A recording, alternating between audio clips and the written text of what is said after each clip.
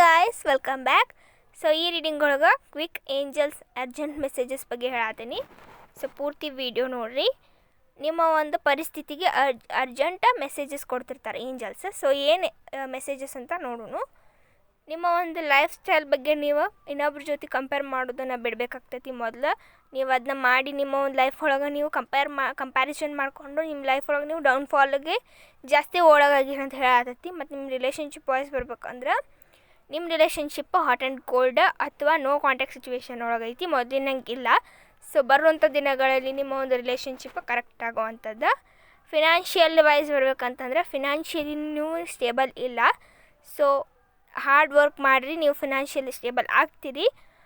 Okay, so ಇದೊಂದು general reading ಆಗಿರ್ತೈತಿ. ನಿಮಗೆ ರೆಸನೇಟ್ ಆದರೆ ಮಾತ್ರ ತೊಗೋರಿ, ರೆಸನೇಟ್ ಆಗಿಲ್ಲ ಅಂದರೆ ಬಿಡ್ಬೋದು. ಎಲ್ಲ ಸಮಸ್ಯೆಗಳು ಪರಿಹಾರ ಆಗ್ತಾವೆ. ದೇವರ ಮೇಲೆ ನಂಬಿಕೆ ಇಡ್ರಿ. Thanks for watching guys. Bye.